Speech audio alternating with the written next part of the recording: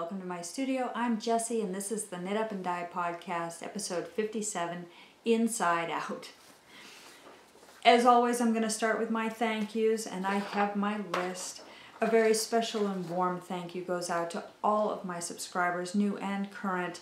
I love you guys. You are the reason I do this. You're the reason that this is. And what you see here is all about you, so please comment, write to me, let me know what you want to see. And I will do what I can to demonstrate for you or discuss items that you want to hear about and make it more of what you want. Hello and welcome, of course, goes out to my newest subscribers, Kim, Dave, Kathy, Deb, Lynn, Leslie, Stephanie, Vizencha, Donna, Andrea. I am saying your name wrong. I am so sorry. I am not great with names, but my heart is in it. Believe it. Sarah, my Shellanne, you guys, you're wonderful. Thank you for subscribing. Thank you for making me a part of your day and your lives. As always, special thanks go out to Vashon, Marie, Linda, Bex, Wheezy, Cindy, Neetsy, Charlotte, Chris, Roseanne, Linda, Leanne, Eve, Kaylin, David, Donna, Betty Ann, Scott, and John. John, thank you. You don't know what your Portuguese knitting demonstration in your podcast has done for me. Carolyn, Kate, Terry over at Unwound, Nancy, and Rachel, thank you all for your love, your support, your comments, your interactions, your suggestions, your feedback, everything. I love it. Thank you. Let's dig in. Why am I calling it Inside Out? Because I've moved a lot of things from inside my world to outside of my world. Quick update on my 1,000 things I talked to you guys about last week. It is still in progress. I am still getting rid of 1,000 things, and I am currently, as of this very moment, at 744 things. That is exciting for me. I see that I am attaining that goal. That's exciting. It's fun because my husband's getting more and more on board. He helped me with the kitchen this morning, and we went through and mugs spawn. Mugs duplicate and replicate. We had mugs. He helped me get rid of stuff in the cabinets and sort things. And it's funny, I retain things thinking that they have meaning for him, and they don't necessarily, and it's nice to be able to let go of that and not feel like I have to keep something for him, because now he's told me, no, I don't need that. So we've moved along nicely. He is still praying audibly that I don't go into the garage. That's really his domain, and he has all of his hobby is in the garage, where my hobby is all here in the studio.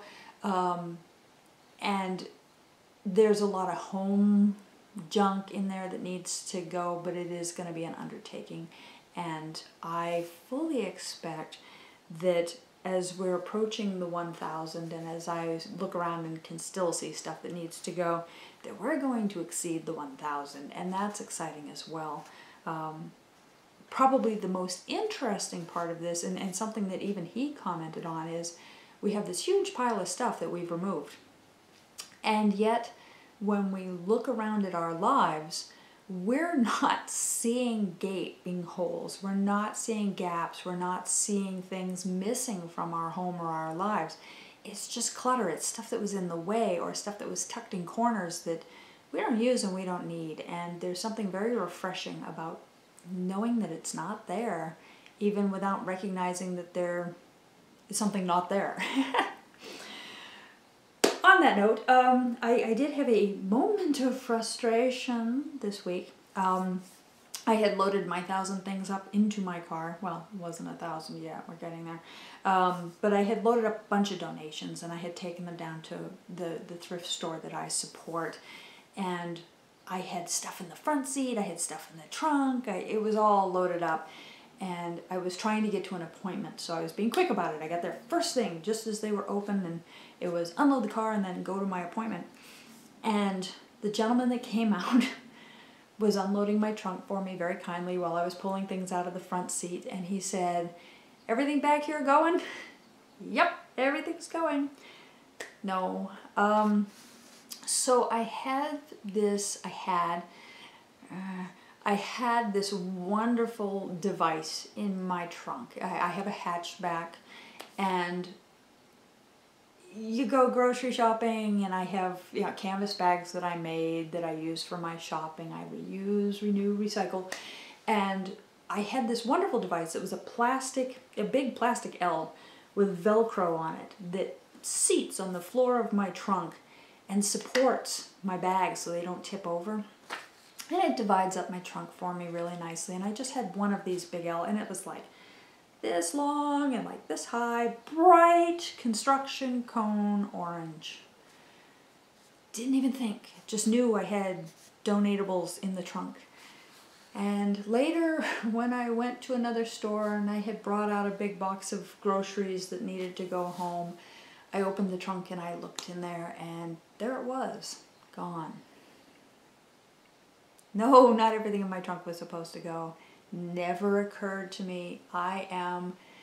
It was so useful. I'm really quite heartbroken over this. I reasonably could have rushed back and maybe been able to recover it or repurchase it from the thrift store. I'm taking it as tuition to the School of Life. I have gotten online. It is a small company that produces them, and I have ordered 2. I always wanted to have another one in my trunk and simply was too lazy to go and do it. B, I want to continue to support this small company. And C, if I have to actually place the order and pay for it again, I will have learned my lesson. I hope. I can't believe I did this. And certainly the other one is going out to a good home, and somebody's going to love it, and they're going to find that, and they're going to be thrilled with it, and they're going to get it at a deal. So, tuition to the School of Life. Things from the inside went out. That was the low point of that project. But this is ultimately a knitting podcast, so let's talk about knitting. It's knitting and dyeing and all things fibery and wonderful. Again, what is camping and why? The why I've discussed with you. I am still fighting with this shoulder. I am doing my physical therapy, probably not as religiously as I need to. I really need to get on a good schedule. I need to do a makeup session today, which I will do while I'm waiting for this to compress and do its thing. My Venetian Dream sweater, the project, I have it called Memoir on my Ravelry page. The pattern is Venetian Dream. It is by Josie Paquin. It is beautiful. I love it. I'm giving it a rest simply because I've got the shoulder pain and I don't want to change my knitting method. It's going to throw my gauge on that project. It is a stockinette in the round sweater right now, and throwing my gauge is going to be obvious. It will not block out. Some things don't block out. If you question that, pop on over to Stephanie Pearl McPherson and take a look at her blog, and she will advise you on things that will not block out. It will cause a loosening, and I want it to be beautiful. It deserves to be beautiful, so I'm going to wait. The farmhouse shawl. You guys are great. Thank you for the support. Thank you for the demands to get on it. I know you guys want that pattern. I am going to get on it. I showed you 3 yarns last week. My sand dollar, shale, and brick colorways, and the yarns that I was thinking of doing them in. I think I've made a decision about which 2 colors I'm going to re-knit it in. However, I'm not going to expose that quite yet. Because I'm sort of struggling with that. The responses that I got back, the majority of the responses when I asked you guys for suggestions, said to use all 3 colors, that the 3 colors were gorgeous together. It is a 2-color shawl, and I agree completely. I think those 3 colors are stunning together. How do I express this? So, for the general populace, and I need to design and think about the general populace, making a shawl out of 2 colors is reasonable, it's affordable, it's something that people can take a bite out of and swallow and be comfortable with. Making a shawl out of 3 colors suddenly increases your out-of-pocket expense. And that's perfectly fine. That is an option for all of us. But I'm not sure that I want to go there with this shawl. However, that having been said, I agree with you. I think those 3 colors are stunning together, and I am actually very tempted, and I know this sounds like insanity, I'm very tempted to make 2 versions of the shawl and do one version in 2 colors and do another version in 3 colors and make it 2 versions of one pattern. So if you buy the pattern, you have options. I'm very much struggling with it because I want to cast that on and I want to do that. I want to run down that rabbit hole and I'm really excited about it. Except I'm dealing with this. And I know that with this enthusiasm and this excitement, I'm going to cast that on and I'm going to put 8 hours of knitting into that and I am going to suffer and it's going to make this wait even longer. So I'm toying with the idea. I'm sketching out what alteration there would be, how that would change, to see if that will incorporate nicely, to see how that would work with the additional yardage, to see how the colors would link up. And so it's very much on the burner. But I'm gonna knit the 2 color version first because that one really is the ultimate. That's what the project was. But don't get me wrong. This could happen. This could happen. So it's really about getting my health back in place. You know, getting the athlete back up to spec. So that's what's camping. But it's still brewing. Otherwise, I should be saying everything's been camping. No, I've been a bad monkey and that's part of the problem. What have I been knitting? Well, I worked on my coexist socks. I only did like 1 more rep of the leg, not enough to bother pulling it out and showing you. It is my travel bag and it's off.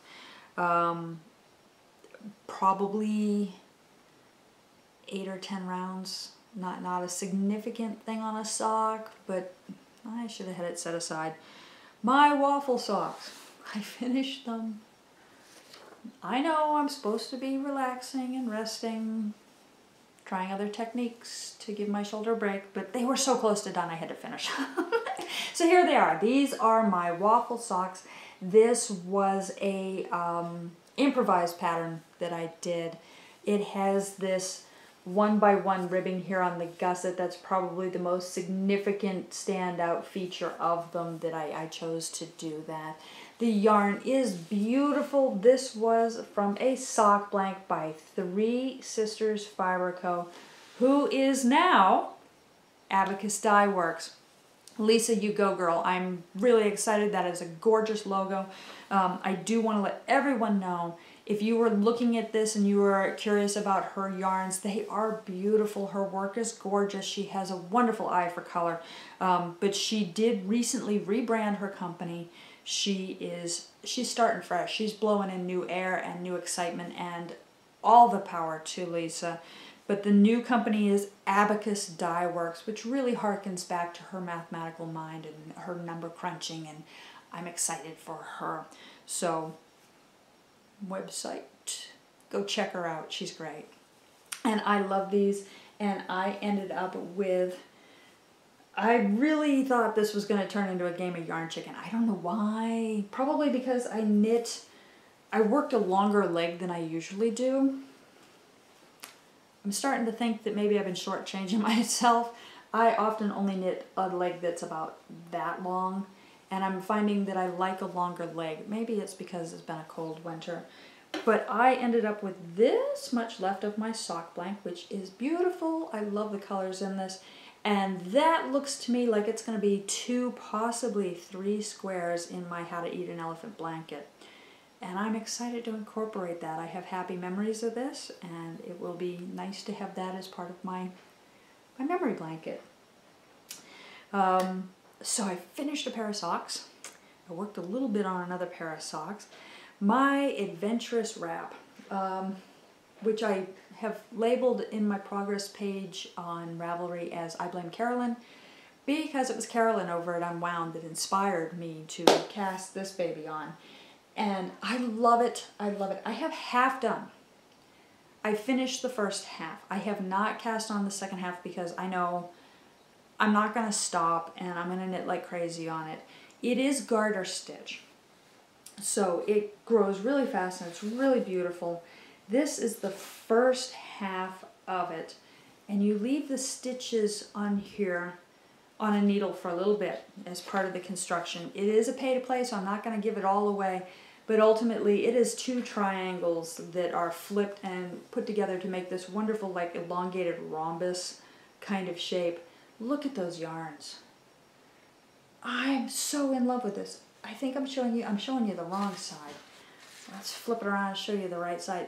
The colors, they come out so much more vibrant on the camera. They really blend more in real life. But I love it. Oh my gosh, it's crazy. It looks so much more striped on the camera. Wow. I'm loving it. It's a nice size. It is garter, so it's going to get bigger. I talked to Carolyn this week. I had a wonderful little chinwag with her. So good to sit down with you, Carolyn. And she reminded me that this is garter and this is going to block out, it's going to grow, it's going to get a lot bigger, because I was saying to her, well, you know, I've got extra yardage and I'm thinking about extending it. She's like, it's garter, it's big, it's going to grow. So, yep, I'm going to hang on to her wisdom and I'm going to let this grow. And all else fails, I'll knit another one. I'm psychotic, I know it. But this is a very enjoyable pattern. The Adventurous pattern is by Amba O'Brien, I remembered, and is available on Ravelry. You can do beautiful things with that. If you are all about the fade, go check that out. She's got it set up to fade with as many as 25. And if you're a little bit more conservative about it and you really just want to blend a few colors together, I'm doing it with just 5, and I've got my notes in on my project page as to how I assigned colors to skeins to get this effect. So that's where that is. I'm half done there. How to eat an elephant blanket. Haha. I didn't knit any squares. At that point in my knitting week, I was starting to go, you're not supposed to be doing this.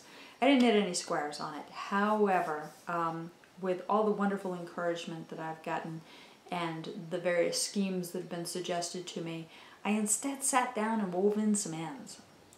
I didn't count, I don't know how many. If I had to make a random guess, somewhere between 8 and 12 ends got woven in. Not a lot, but progress. Every bite into this project counts. Extra special thanks to Betty Ann. Hi, Betty Ann, who makes me laugh and cheers me on, and I so appreciate it. An important note about weaving in ends, one of those lessons that I was reminded of this week. Don't do that project in the dark. I had my light over my shoulder and still I found that I was looking under my glasses, which means I was holding it way too close, and I was trying, and no, sit back and do it in the light. Especially with that black framing on it. Weaving in ends is always better in highlight, and so we're going to aim to do that differently. And now that we're past the solstice and it's starting to stay lighter longer in the day, there's likely to be more weaving in and more lights turned on. I'm learning. We learn something every day, even if we have to relearn it. What else have I been doing? Well, I'm kind of excited. Clearly, I don't stop knitting well. Hello, my name is Jessie, I'm an addict. I have to knit, I really have to knit, and I struggle at the mere thought of taking time off. It really hurts, and the knitting that I did accomplish was in small bites. It really was. It was not my usual marathon kick-in. I skipped knitting in the car. I only did a little bit of knitting on lunch breaks. I really took some time off from it. Although it looks like I got a lot done, there really wasn't that much to do. Like the shawl only had, I don't know, 8 rows, something like that. I really didn't do a lot. It looks like a lot. But I had finished those socks, and I really love the idea of having a couple of pairs of socks going at once, especially with the Coexist socks. They are kind of heady. I do have to pay attention, and I wanted something that was more mindless that I could work on. And at the same time, I'm trying this Portuguese knitting technique, and I really want to thank John over at Sweet Tea No Shade. John knits using this method, and it was not a method that I had ever considered. It was not a method that was attractive to me. I really only thought of knitting in terms of English and Continental. And John is a riot. He is a hoot. He has a personality and a half. Scott and John, I love you both, and I'm so glad that I added you to my lives. I'm so glad that I found you, and thank you. Thank you. John knits using the Portuguese style, and he demonstrated it, and from time to time he will be knitting during the podcast, and I'll see him doing it. And seeing him, he accomplishes a lot of knitting, and I don't know why I thought that I'd be slower knitting Portuguese style, other than the learning curve, but it just never occurred to me that pinning yarn to my shirt was going to be as an effective way of knitting as any other. But that boy cranks out all kinds of projects. He really does a lot of knitting, and he does it very effectively and very beautifully. I've seen his cable work, I've seen his stripe work. He's an impressive knitter. He really is. And so I got on Craftsy. I'm a huge fan of Craftsy.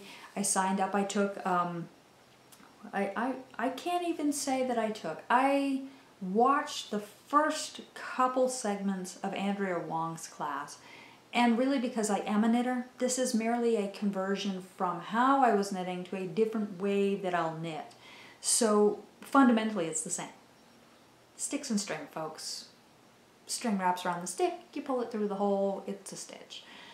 So is really just where the string is coming from is the change here, and how you need to manipulate the needle slightly differently and how visually it looks differently in order to accomplish the exact same thing. And remember, it's never wrong, it's only different. And this is a perfect example of different, because sometimes you're doing needles in strange directions and it looks all wrong. It's not, it's different. I'm still accomplishing knits and purls. So I really kind of glossed over. She got me through the fundamentals of this, and there's much more to it. There's increases and decreases and such that I need to look at, and I'll be going back to that Craftsy class. And that's the beauty of the Craftsy classes, is glean what you need to from them, revisit them, make notes on them, forget about them, go back and find them again and learn again. It's just such a wonderful platform, and it's always there for you. Highly recommend it. I had shown you guys that I had also jumped in the deep end, and I had ordered a Portuguese knitting pin magnet before I'd even tried any of this.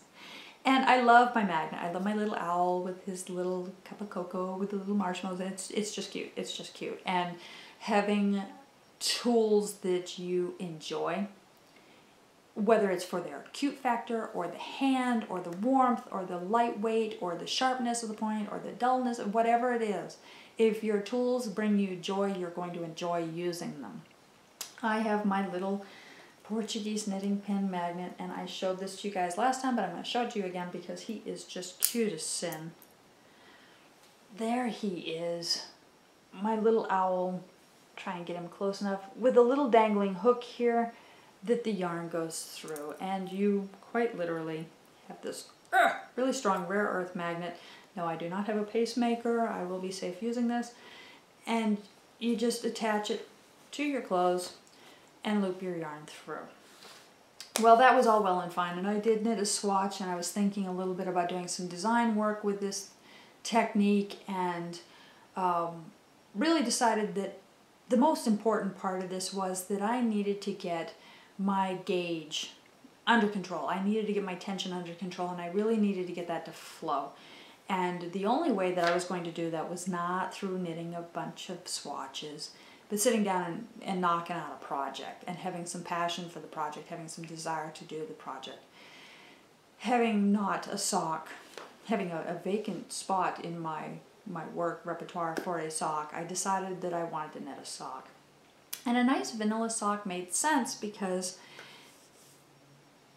I could take advantage of the Portuguese knitting style where purling is so easy that I could do a reverse stockinette stitch, i.e. all pearl sock, with the exception of ribbing and different style points. So I opted to do that. Recently I probably on Pinterest, I had seen a sock pattern that really stood out to me for its unique gusset construction, its unique heel flap and gusset construction. And so I went and I found this pattern. The pattern is called Squircle, and it is by General Hog Buffer. I don't know the story behind that. I'm sure there is a story behind that. Squircle is a square in a circle, or a circle in a square. It's a smoosh of the two words, and it's because of the type of construction it's using. This is a free pattern. I don't believe it downloads through Ravelry. It might, or it downloaded through a subsequent site, but I was able to find it on Ravelry, and that's your jumping off point there. But I got looking at this, and it's really interesting because you knit in the round, it's top down, you knit in the round, and then you work a very, very narrow heel flap for longer than usual, considerably longer than usual. And we're talking over like 6 stitches. And then through the use of center double decreases, you do a really long, and I'm going to hold up a sock that doesn't do this, but you start your heel flap higher, you do it for longer, it's very narrow, and then you're using center double decreases to do a really long gusset. There's advantages to this. A, it looks super cool, and you get this really neat stripe effect that stripes off of the heel and does really cool striping on, and you'll see in my sample shortly. But you get this really cool visual effect, and because you're doing the math to figure out how long this is going to be, it takes into account how long you normally do your heel flap. It's not quite as tightly constrained as others, and so if you're somebody with a high instep, we've visited this before, my husband has a broad measurement here and he needs a broader cross section here at the gusset. If you're somebody with a bigger foot there or a much smaller foot there, this pattern adjusts really, really easily to that. And so if this sock comes out the way I think it's going to come out, not this one, that one, it's going to be a perfect formula for me to make my husband's socks with. Yay! Without quite so much math. It really, it's a very streamlined and interesting construction, and I'll show you that in a second. The trick with Squircle is that Squircle is a regular stockinette in the round.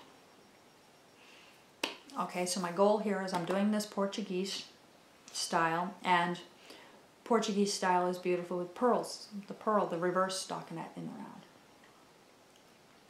You know I love a challenge. I took the pattern apart and I rewrote it so that I am knitting it inside out. Yep. Which was easy. It's actually very, very easy. The cuff, of course, is 2x2 ribbing. That's how I chose to do it. And 2x2 ribbing is 2x2 ribbing whether you're inside it or outside of it. That was easy. Then with the Portuguese style, I proceeded to knit and I proceeded to purl. I purled in the round for the entire leg. Yay! It goes fast. You just flick in your thumb. Those stitches are stacking up. It's nice. Then you work, and I'm down through my heel turn, and I'm starting to do just the regular gusset at this point. if you look at the pattern, that'll make more sense, but I'll talk you through most of it. Then you do this very narrow garter stitch tab that's basically your heel flap.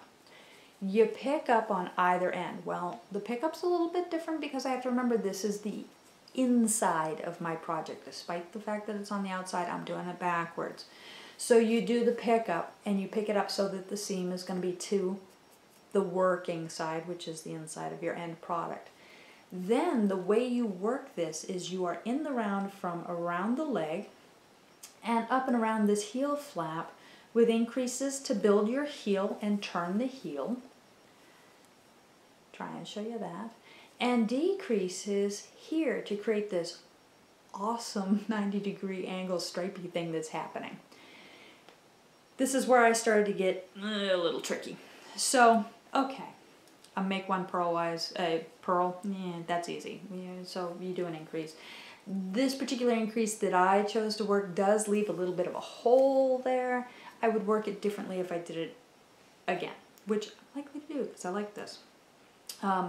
But so my foot will have a little extra venting there and hopefully it'll be sturdy enough. I may go back and just take a crochet hook and do a chain through there just to reinforce the heel.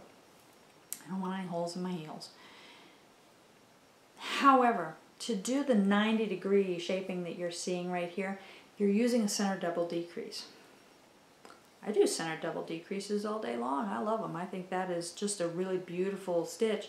Here's the right side of the work, and they line up. It makes this beautiful raised stitch line right there. Very, very pretty. Except I'm working from the wrong side. It can be done. it can be done. The center double decrease from the wrong side is a little tricky. There's a couple extra steps to get that to happen. Laura Nelkin has a free mini video online. That's how I sorted it out. That's how I did it. I basically looked online for center double decrease purl, or I searched a couple different ways looking for the right answer. I also did center double decrease from wrong side. Laura Nelkin's tutorial came right up. I was able to find that and sorted out how to do that from the wrong side. So it can be done. Likewise, in this pattern, there's also a knit two together that becomes a purl two together, and an SSK, which becomes an SSP. Easy enough, easy enough. The trick with the rest of the pattern was reversing in my head every time I saw a K that it meant a P, and every time I saw a P it meant a K. Easy enough. I rewrote it in a notebook is what happened, and that really helped me to have it rewritten out with this mindset. I was able to follow my instructions, and because I had written it, I had better comprehension of it. I'm one of those people that if I write it, I've learned it. So that really helped, and then referencing it made a lot of sense. So this is my working side. I did start this project on a 9-inch circ. The pattern suggests using, I think, 2 12-inch needles. There's a note in there that don't try to do it magic loop, which I'm not a magic looper.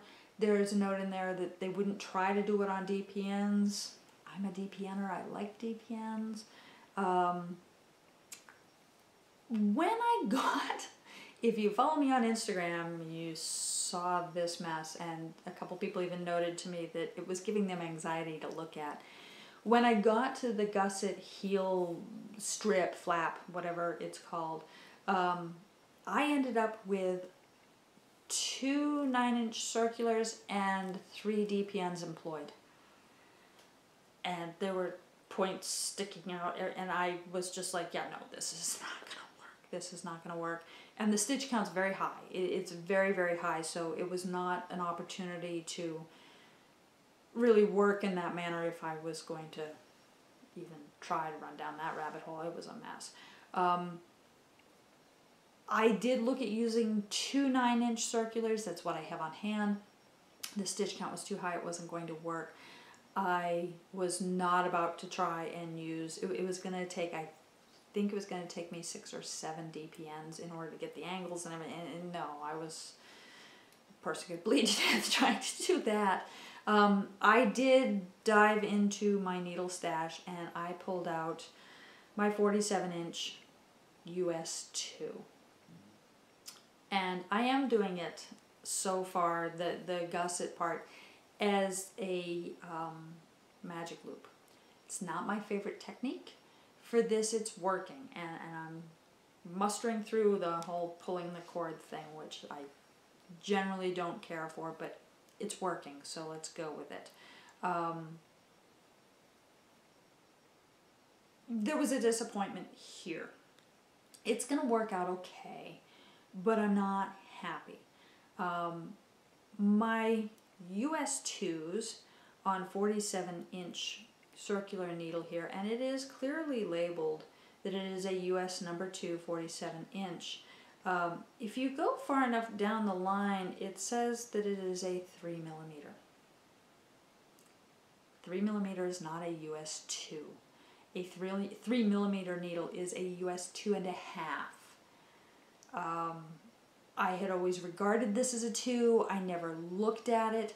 When I started to knit with it, the needles looked different. The needles felt different. And I suspected that maybe I had a situation. I talked to you guys before about I have a circular needle where the 2 points are different sizes. So I pulled out my sizer to see if maybe that was the situation. I could reverse the needle and use the working needle as the size that you actually are getting. No, in fact, these gauge out as a US 2.5. Well, the good news is I'm only using them for this one gusset area, and thus far I seem to have a slightly tighter gauge when working the Portuguese knitting style. I thought it was going to be looser.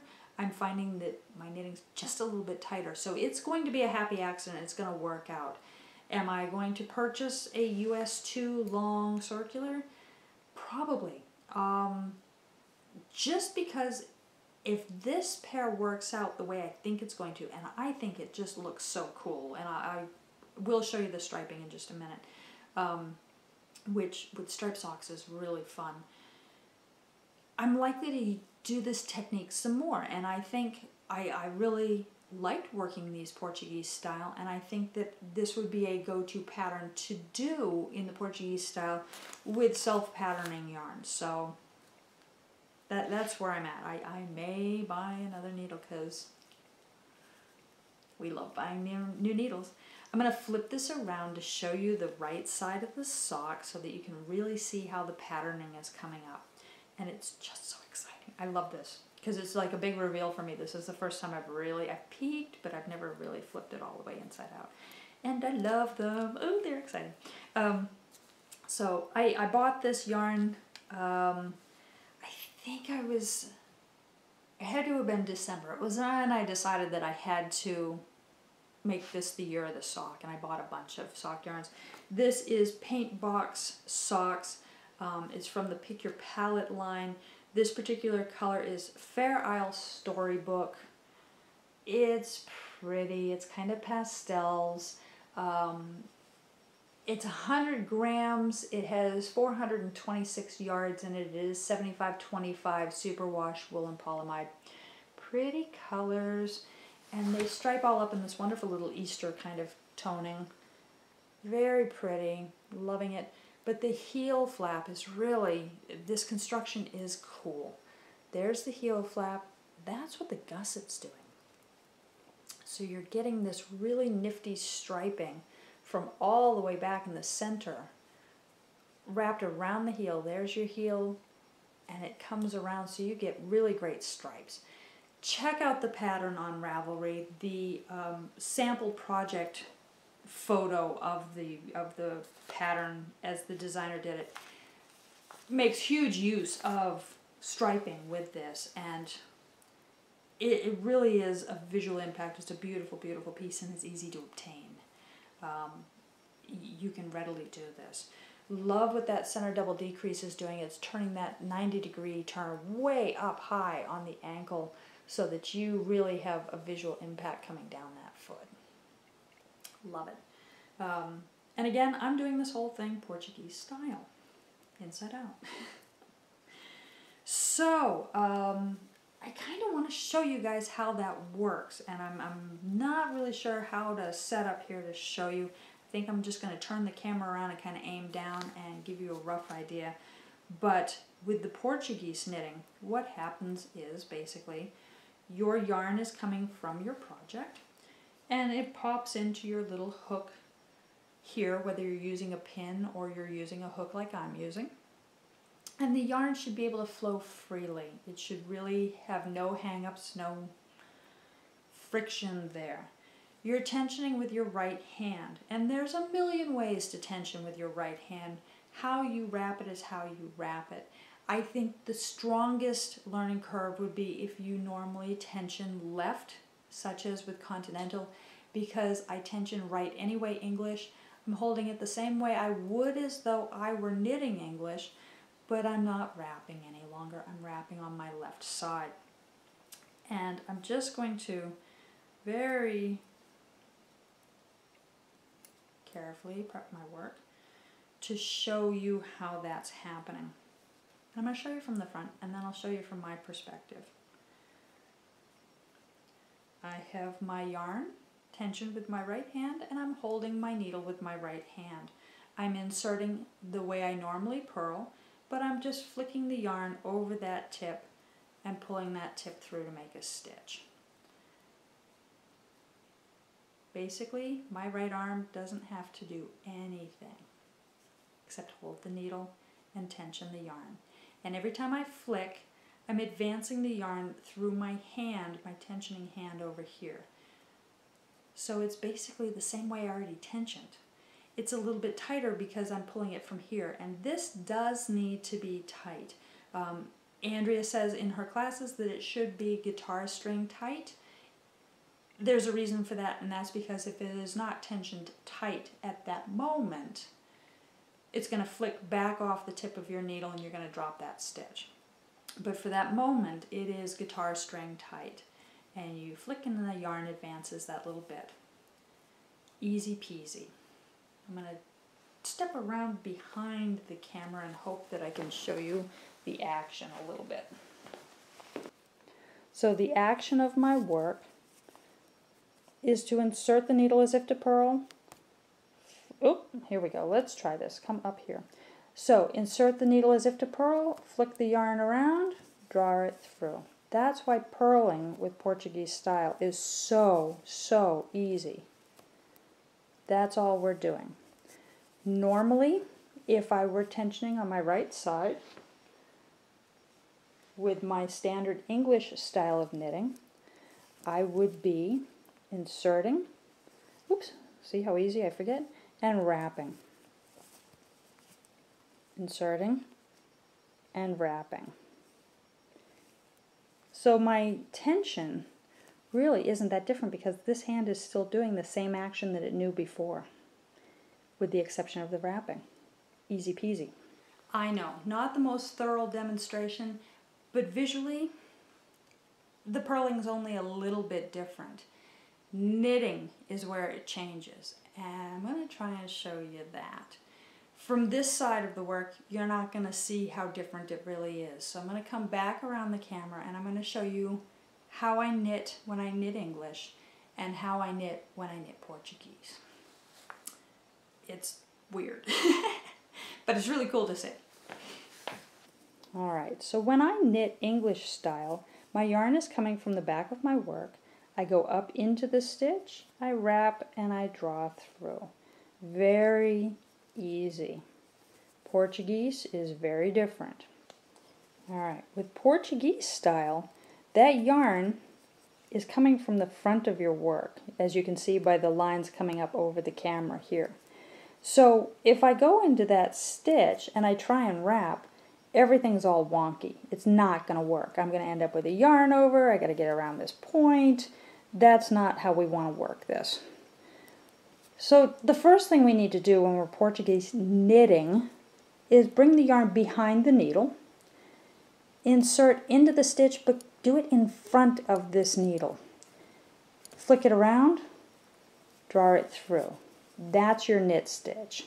The yarn is still behind. I can work another knit stitch without changing position. Come up through and in front of the left hand needle. Flick it around, draw it through. It's actually much more similar to the purl English style than it is to the knit. If I were to purl English style, let me show you one more knit this way. Up through, flick it around, draw it through. Now I'm going to change the yarn real quick, and I'm going to show you a purl English style.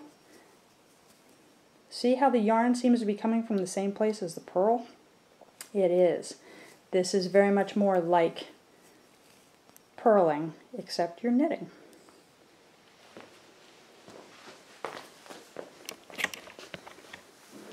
Again, really, I'm just learning this. The demonstration is very much more for curiosity point than actually learning, but for me to have picked this up that quickly is an indication of how really it is just a change in perspective than it is a whole new mass learning curve. I really thought it was going to be a lot harder than it was. Clearly, since I talked to you guys last, I have almost a half a sock knit. So it wasn't that big a challenge. Really wasn't that big a challenge. I highly encourage anyone, if you are suffering with any kind of pain, whether it's a hand pain, a shoulder pain, sorry I'm tinking, to consider looking at other options. Continental certainly could have been an option for me, but it really would have just been moving the pain from one side to the other and causing bigger problems. This gives me options. I can choose to work either. I can choose to even combination knit and knit both. I can do all of my purls Portuguese style and all of my knits English style, and just, you know, kind of swap out where the pressures are going. Just checking my work here to make sure I didn't foul myself up. There we go, set this aside. Oh, I'm all hung up here. There we go. So, ta-da! I have better part of half a sock. I think it looks really cool. It's a fun pattern. I highly recommend checking this out. It's well written. It's easy to do, especially if you have any familiarity with the heel flap sock. You're going to have a couple minutes there where you're like, wait a minute, this is really, really long. It's okay. Just have faith in the pattern and go. But I love the look of it, and I'm loving that there's like this surprise factor to knitting it inside out. It's kind of cool. And now that I've seen it all flipped out, I can't wait to finish it to really see the full impact of it when it's done, which with a little luck you might see next week. I may get one sock done. That would be really cool. Obviously I'm just doing reverse stockinette right now. I'm not doing heavy patterning. I'm not heavy into lace yet. There's some techniques that I need to go back to the video and revisit again. Ultimately though, a yarn over is a yarn over. Two together is two together.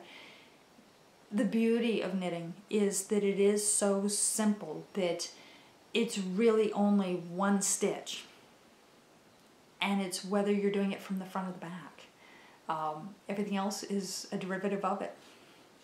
Easy enough. Easy enough. What have I been designing? Let's soldier on here. Madly Addicted.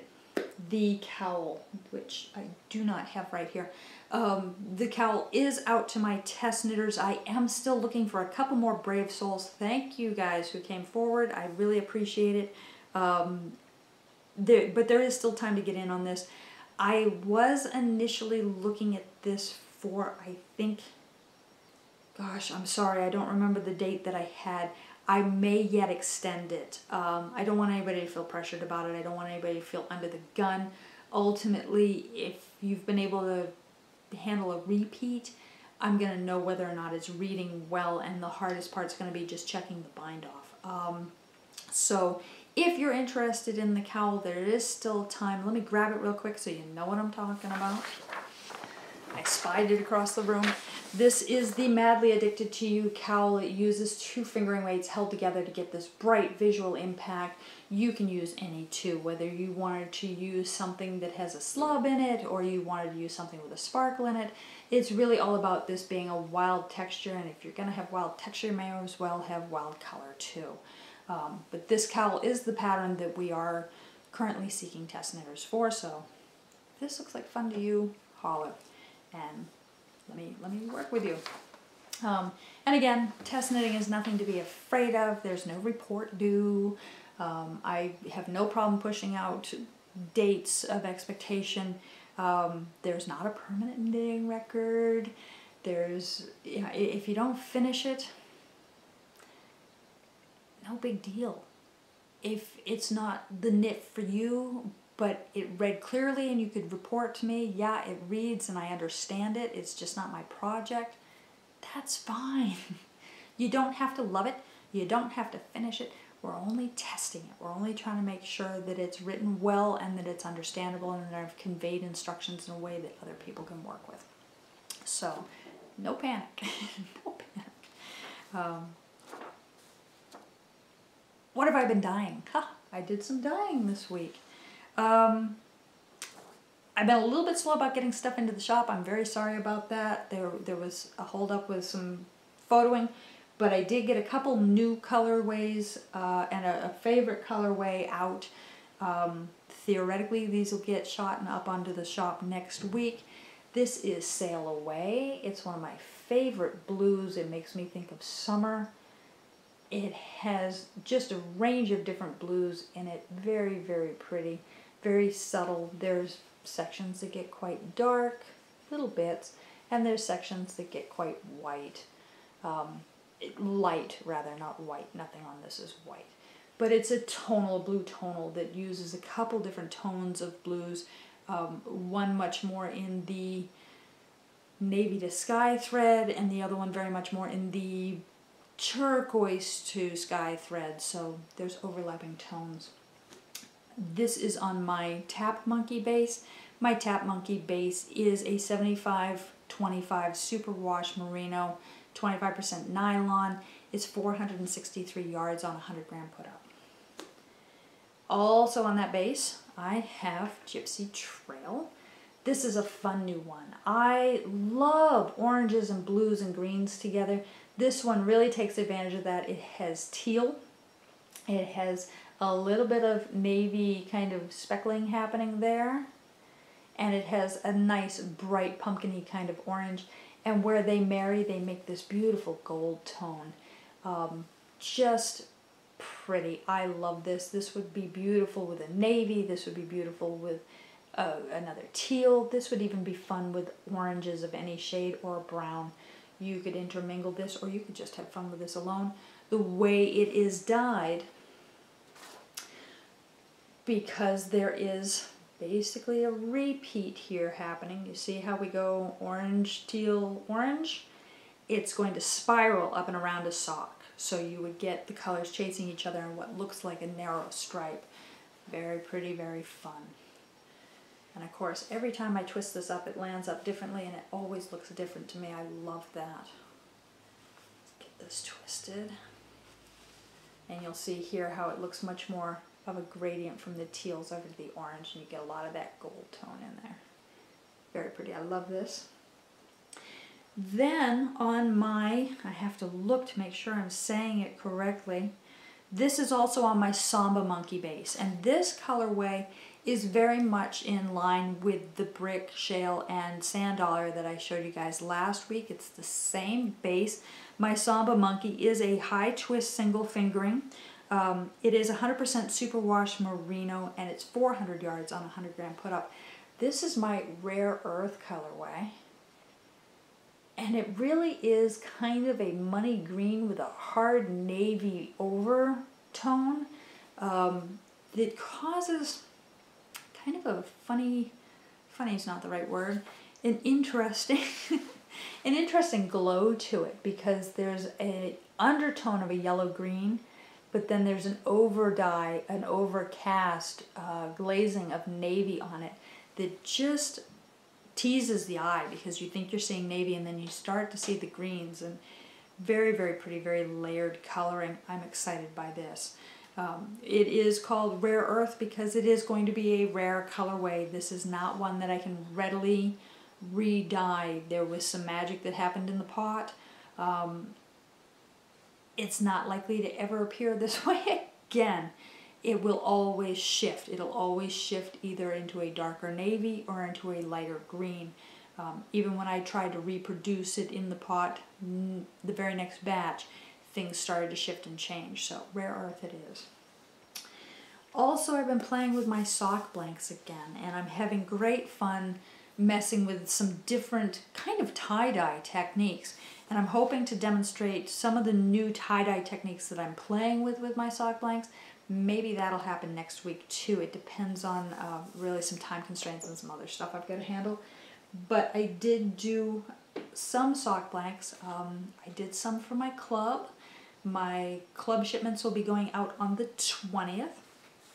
And I did this one as just kind of a test. And I love this colorway. I'm looking to see if I even named it. No, I didn't name it. I don't have a name noted for it, so clearly it's open to naming.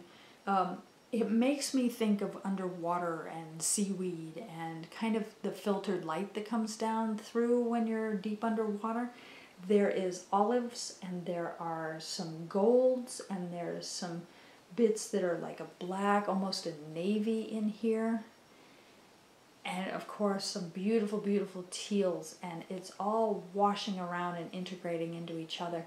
I never would have thought that I would have loved olive and teal together as much as I do in this blank. I think they are just stunning the way they intermingle. It's just beautiful. So I will be doing more of this. If you're looking at it with a technical eye, you're seeing that one side really has a lot of the olive and the other side really is dedicated to the teal. It's part of the dye technique and part of what I hope to be showing you next week. So we'll set this aside as an example for, and a reminder for me that we need to demo this. That is that. Trying to think if there was anything else. So time constraints coming up. It's tax season in the US. I have purchased my tax software. I always do my taxes myself. But as a business owner, homeowner, there's always extra considerations. And so, of course, I have to set aside time to stack up all the receipts and do the math. That usually does eat a little bit into a couple of weekends. I'm not sure how much I'm going to be able to demo just because, sadly, taxes are a priority. But I'm going to try to do that demo for you guys. I need to test a couple other things before I go telling you, hey, this is a technique you can try. Lastly, of course, I want to give a very warm hello and thank you to all of my patrons. The last shipment of the patron prizes that were drawn last week will be going out this week. I did have a minor delay just because I was waiting for something to come in so far as shipping and packing materials. If you're not familiar with my Patreon page, please have a visit. The website is here for you, and consider offering your support. Every level has benefits and it has rewards, and your patronage will only make what we're doing here even better because I'm going to be able to offer you more. So definitely check that out. There is still time to get in for drawings before the next month. I always do it right after the first of the month, and we are at, we're a third of the way through February already. Yeah. Boy, it goes fast. Wow, wow. Speaking of going fast, that sock is going fast and it's calling to me, so I'm going to go do some knitting while I still have some weekend left in here. And what are you doing inside out? What are you trying to do backwards or moving from the inside of your life to the outside of your world? I would love to hear from you guys. Otherwise, you take care. I love you all, and we'll see you next week. Bye.